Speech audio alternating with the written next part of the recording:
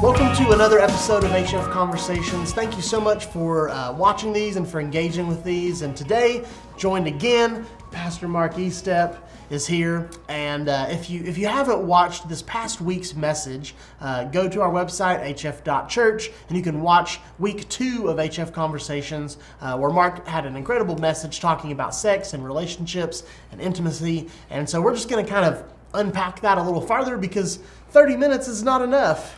Yes. to talk about sex in its entirety, and neither is this conversation. But, one thing that we really want to do on this space is just continue to walk through things that are part of our real life. And wherever you are in life, like sex, relationships, like all that's going to keep coming up. And so we want to talk through a couple things that he spoke on, and then maybe even get into some other stuff. And so really the first thing was that you set up this whole message by saying that God owns sex. Yes. So what do you mean by that, and what does that mean for us? Yeah. Well, going into this weekend, I think this was probably as, I would say, like nervous. I always get nervous speaking, just always in some nervous energy and excitement a little bit. And then going into this, I really was like, man, I have so much content, Yeah. I was like going in like prepped really to talk for a couple of hours almost about the questions that people had and people ask, and a lot of younger people in our student spaces asked some great questions, and so I wanted to try to do that. But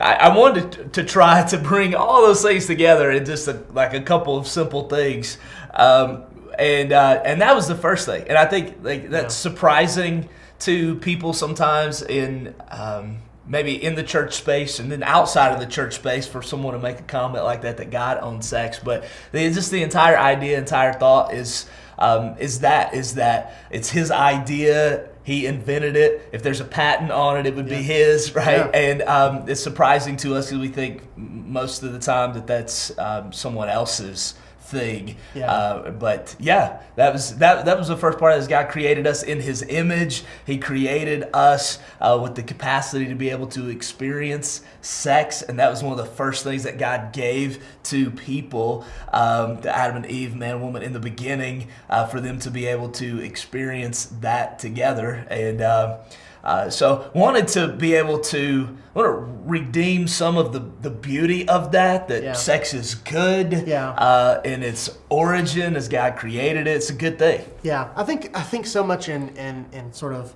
church culture and conservative culture, there's this idea that sex, it's bad, except in these parameters, and then it's good. And it's like, I think that can really send even some mixed messages to kids. I remember hearing that as a kid, like being afraid of this idea so much that it does even bring shame even in the way you talk about it. And so to reframe that idea that God created it, He owns this, He knows about it. Yeah. He's very aware of what this is, and it's a good thing. But it's also something that is very powerful, and you hit on that, and I think that power can lead to a lot of shame and a lot of guilt. And so, what do we do with those things? Yeah, I know that was one of the things that became, more and more apparent to me along the way with this, is that we grow up with this thought in our minds. If you grow up anywhere around the church, or you just grow up anywhere around some strong moral boundaries with those things, if you don't do it, essentially, don't do it, and then don't talk about it even, or ask questions because you may incriminate yourself, by asking those questions. It's like, what do you want to know about this thing that you shouldn't even think about? So what you have young people, especially growing up, they're single, of course they're not married yet, and they're growing up and they're experiencing sex in films and sex on social media and this flood of sexual content.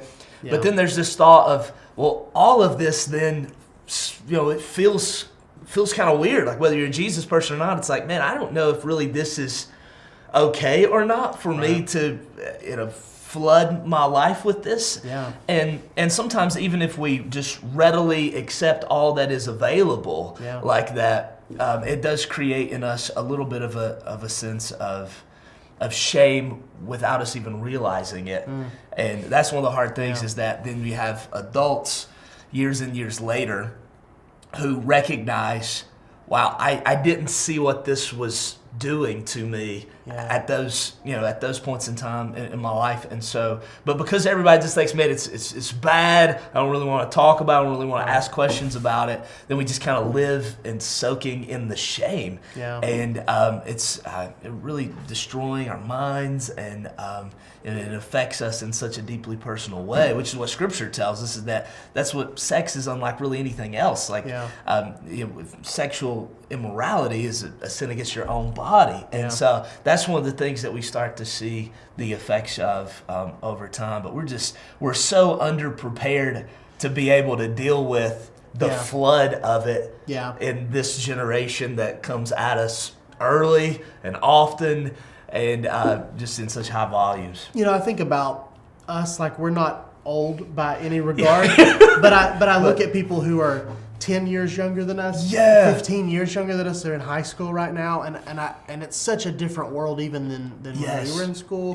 And I feel for them, because I feel like, man, we are not prepared in so many ways to deal with technology and with the growth of artificial intelligence, virtual reality, augmented reality, all these things, just the world at our fingertips. Like, I remember the first time I got on the internet, and how long that took to even like dial in, but now it's like, I pull out my phone and it's like everything that I want. And yet, like, it's also addictive. In its nature, it's made to be addictive. So insert adult content and things that you're not prepared for in any way.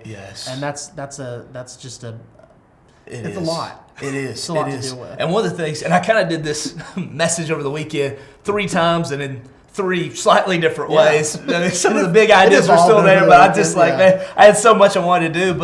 And Saturday night's the only time I mentioned this. But actually, in Europe right now, because of what artificial intelligence is making possible, there's legitimate coffee houses for men, designed for men only, for them to be able to come order a coffee, and artificially intelligent designed like robots that look like models are there to serve you and to provide even favors for you. It's just insane, like right? And the thought in those marriages are like, what they're saying is that some ladies, their wives are saying, hey, I would rather you go do that so you could get fulfilled. It's not a real person. So I don't have to actually engage with you in those activities as often as you would like. And so we turn sex in those situations into just something that we all need to get fulfilled in some way, and we miss the beauty, the good thing that God designed it for. One part of what God designed it for was for connectedness to happen. And now we're kind of like, we're just believing that anything here or anything in technology or artificial intelligence is going to connect us enough or fulfill us enough.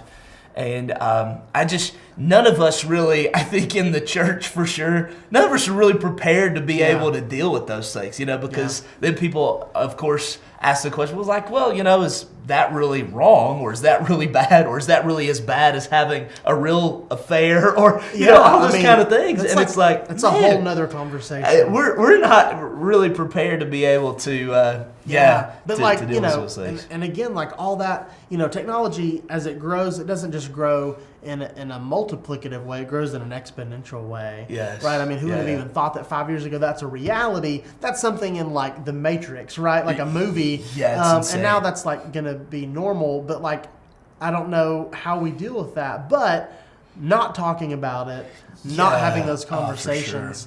And I think too, I just thought about this, in so much of life of people who are married, who are in this sort of committed life together, like sex is still a tricky thing, right? Because it's not just about like the act of having sex, it's about connection and it's about intimacy. And so you're seeing, not only people who are, who are not married, who are not in that relationship, kind of experimenting with these things. These are people who are married. And I just don't think that we understand the damage that can do to the closeness, to that bond, right? Like it's there's so many facets that we just don't talk about. This is true. And so then there's more shame, and then there's shame inside your relationship, Yeah. and then there's shame on top of that, and there's shame Yeah. for thinking about that. And man, having those conversations with your spouse can be so difficult, right? Yes. Like it. Yeah, with them and with anybody, which is why one of the things that we talked about just in the opener, or the opening part of the message, and being able to talk about woman at the well, and there's a lot of things going on, but it's a great possibility that some of her past relational and sexual indiscretion, or whatever you want to call it, had brought her to a place of isolation and condemnation, and that was the thing that I like. That's what all those things create for us. Sure. Even sometimes, we think a lot of times married people, Christian married people, have been in the church for a long time, are like sexual stuff is the problem of like the young person, the young single person, or like I felt like that for sure. Sometimes the young single adult, as this is my problem to work through. But then you get married, and you can also see. The possibility of isolation and condemnation still existing, even in the realm of, which I mentioned, I can't remember which of the three times, but of just the expectation that people have, that sometimes a spouse has an expectation of that being a certain way, and the other one has a different expectation, and sometimes that expectation even creates isolation and condemnation. Even unmet expectations, or just assuming things, right? Like this is what I need, but you don't want that, but like you never have a conversation about it. Just assume that. And man, I mean, there's so much there to talk about, right? There's so much there, and just briefly, we looked at like Song of Songs and some of those passages of just like you see in all of that, like the intensity of the physical attractiveness that those two have for one another, but you also see the connectedness, like the emotional and even spiritual to a certain extent of the two becoming one, and what that means and looks like. And I just think we don't communicate very well about a number of things. I'm not a relationship expert. I don't do this well myself at times, right?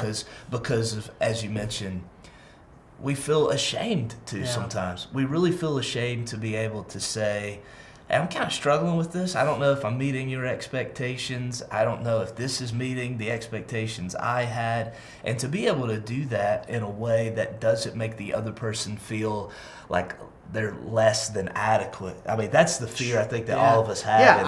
I'm not enough. I'm not enough. I can't please my spouse. And I may come across as being,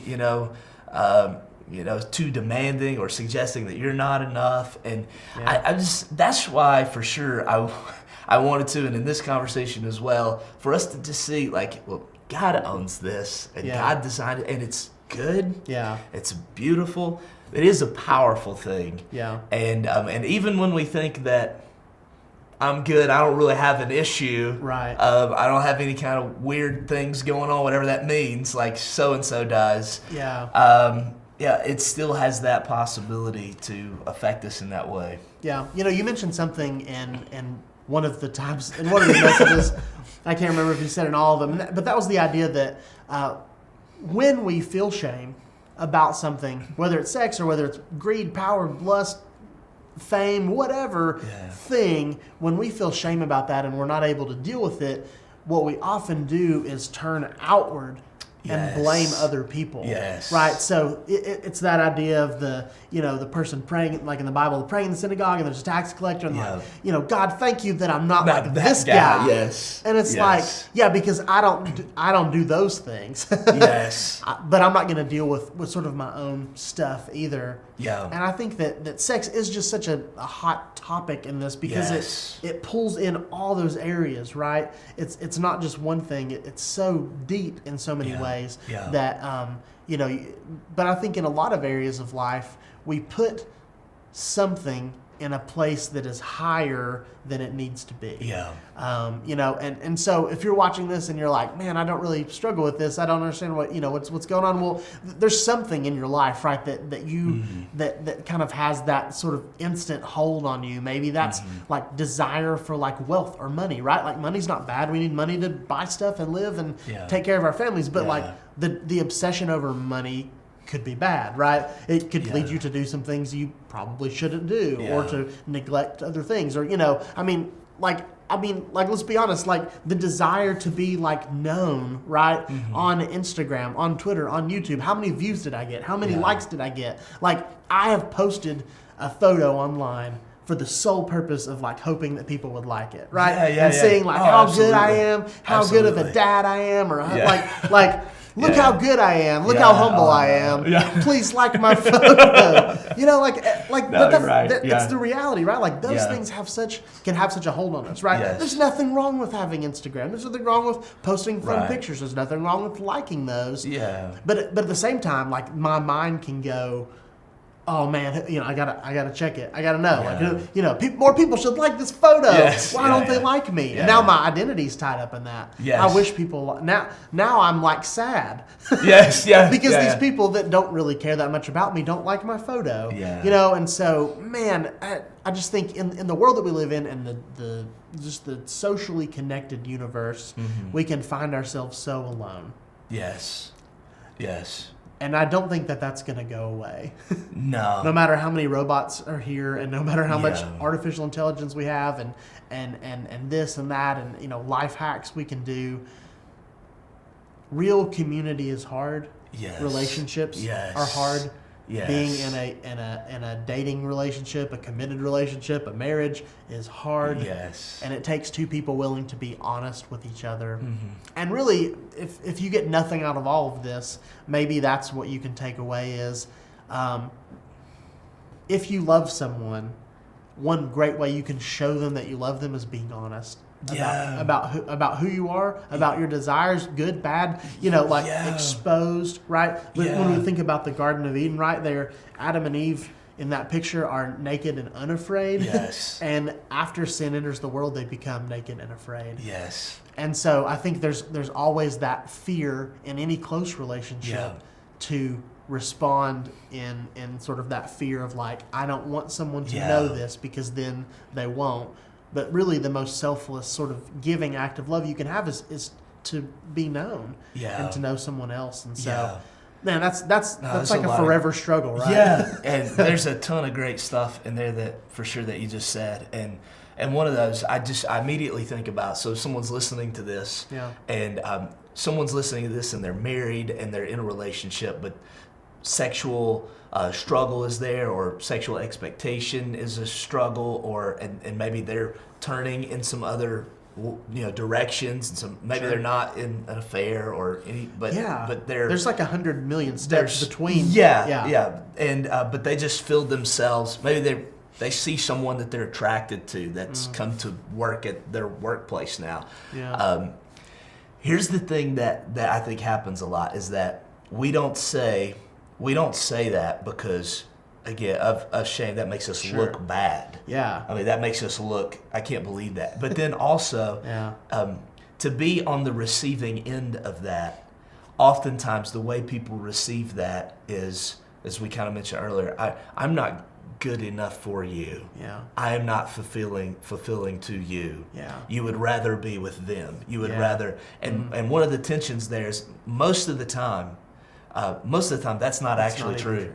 That's not even true at all. Yeah. And to be able to receive someone saying that to you, and just take that as you struggle too. Yeah. You struggle, and not take that personally as though that's your fault. Yeah. It's not always a direct result of anything that you have done wrong or I have done wrong in those situations. It's just simply something that is what it is. Yeah. And I think if we can communicate those deepest and sometimes darkest, ugliest places of us, that actually is like, I want to watch that because of this, because I'm attracted to them or whatever else. Yeah.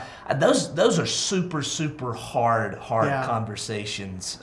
But because of the shame that exists there, and like as you were talking, I just thought, man, shame usually turns to blame. We usually will turn into a direction of, I blame you or I shame you because I'm not dealing with that myself. But it can be so powerful, and it's amazing how the smallest thing, right? That smallest sort of irritation, that grain of sand, kind of like in your, it starts irritating over time. And I just think that so many people who say, you know what, this relationship is over, it's not worth it, it's not going to go anywhere.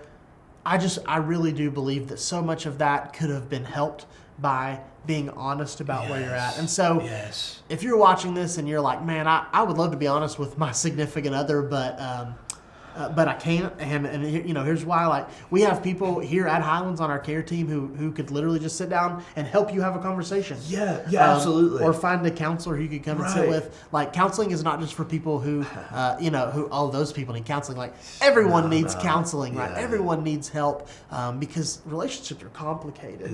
It's super tough. And so maybe you're watching this and it's like resonating, but you don't even want to say that. You're like, I don't want anyone else to watch this video with me because like they might think that. Like, just reach out. We would love to help. And there are people literally here that would have that conversation with you. We could even do it over, Skype or something.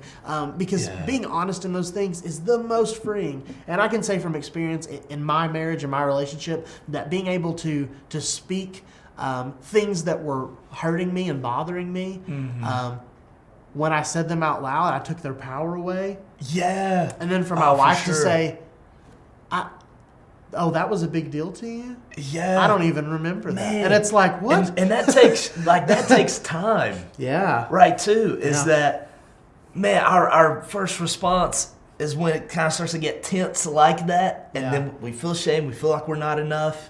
Then we just divide. And we will isolate ourselves, we'll isolate them, and we'll feel like, okay, it's over. And we throw in the towel way early, way soon, way too soon, because it takes a long time to be able to even get to a place to have those kind of conversations and understand each other and practice those things out in a way that can actually bring healing. Sure. It takes so much time, and that's the hard work of all of this that we talked about, in this message too, is that we want the immediate gratification, immediate satisfaction, immediate just I have the best sex, or have the best marriage, or have the best, just today, and the reality is, it takes time. And when we talk about, what's hot now is not later,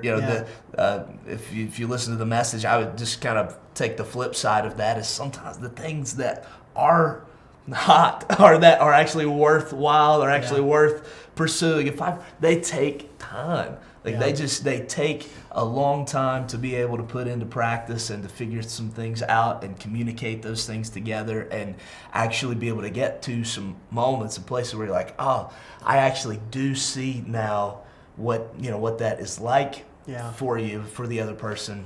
And that's the hard work, though, in some of those things. I really intend our conversation to go maybe all the way, like just to those places, but that's what we want for people to be able to experience ultimately. And we don't want for, as you mentioned, it could be any number of things. And so, as we said, God owns sex. Biblically, sex should not own you. Those are kind of like the two big ideas that I see there, is that God doesn't want for us to be a slave to anything. God doesn't want for anything to have the power over us to where it completely dominates and controls our lives, how we think, how we have relationships with people. We know that for sure to be true. And I just think that for this, those words of Jesus of, don't become so focused on the speck in your brother's eye that you miss the plank in your own. I say this issue for me as much as anything. Those words are so true to me in this, is that we all have something going on there, and I don't really need to spend my life just trying to fix specks in some other people's eyes. There's plenty we can work on. There's so much there, and the process of healing sometimes takes some time in all of those ways. Yeah. I'm just so grateful that God is patient. Oh, yeah. He is kind. He's working on us and in us daily, and He doesn't give up on us. And so we don't want to give up on Him and the work He's doing in us, and we don't want to give up on the work that He's doing in other people. Yeah. And just say, but they're that. They're gonna just always be that, and that's it, and that's all. That's just simply, man, I just don't see that in the love and the grace, the beauty of Jesus. Is that He speaks really, really strongly to these things to the heart, but man, so full of grace and truth. He's so patient with us. Yes, and so I feel like in these things that He would just kind of step in, and regardless of where we find ourselves, single, married, or what our thoughts are about sex and sexuality, He would kind of step into the middle of that space and challenge us in that. This shouldn't own you. This shouldn't own you. This shouldn't define you. This shouldn't be that ultimate thing for you in your life. The worship of that is not taking you or our culture, anyone, any place good. And that's good. I mean, there's just so much more. Right. So we'll have to do some more relationship stuff. And again, keep sending in questions. We'd love to know what you want to talk about through HF Conversations. And so, Mark, thank you so much for being here today. If you missed his message, please jump back on hf.church and watch week 2 of HF Conversation series. And we'll see you next week for another conversation right here on HF Conversations.